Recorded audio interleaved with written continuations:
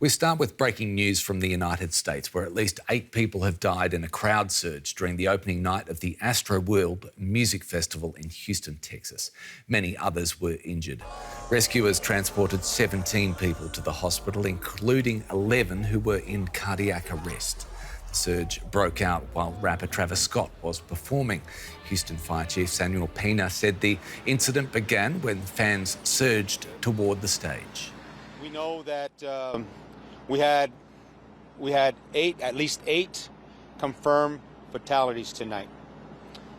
8 confirmed fatalities, and we had scores of individuals that were injured here in this event.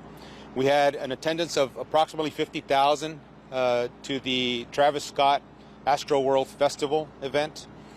What we do know is that at approximately 9 o'clock, 9:15, the crowd began to compress towards the front of the stage, okay? And that caused some panic, and it started causing some injuries. People began to fall out, become unconscious, and it created additional panic. Well, for more, I'm joined now by Sinjin Barnard-Smith, a reporter at the Houston Chronicle. Sinjin, we've just heard from police at the venue. What more can you tell us about exactly what happened?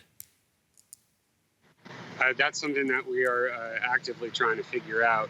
It was obviously a very chaotic scene last night, and I've been talking to some concert goers who were there sort of in the middle of everything, and what they've described was, seeing paramedics sort of fighting through the crowd, doing chest compressions.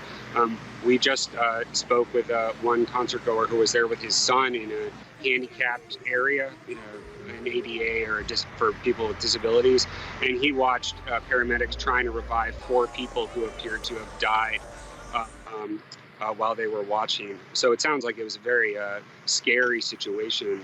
I guess the next questions are sort of like, how much security was there? Was it enough? How did this situation occur? So we're looking at all of that right now. Yes, Sinjin, looking at the video that you reposted, it appears that crowd control was an issue at the venue as soon as the gates opened. Is crowd control, is that one of the issues being raised already, given it is quite soon? Let's just be very clear about that. Police were called out there at about 9:30, but yeah, I think that's definitely something that, one of the concert goers I talked to, for example, was already raising that issue and saying, we only saw a couple of police officers in our area. There was no one near the main stage.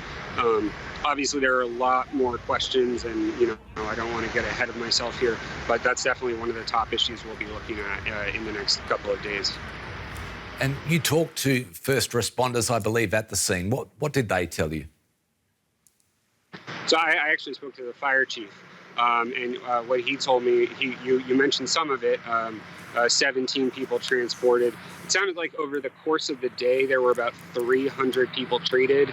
That's not all in that last section of time when these deaths occurred, but if there were people who were overcome with like heat exhaustion, or if they were injured somehow. So it was a lot of people over the course of the day. He told me that the youngest victim who was taken to a hospital was 10 years old. Again, that's not I'm not saying that person died or anything. I'm still trying to find out that kid's condition. But the youngest person was 10 years old.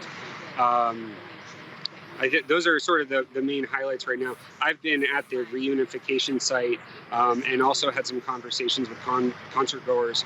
It was obviously a very tense scene. People trying to find loved ones.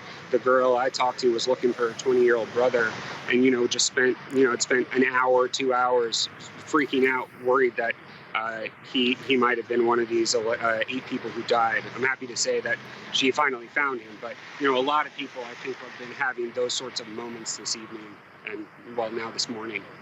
At least some good news from Houston, Texas. Sinjin Barnard-Smith, thanks so much.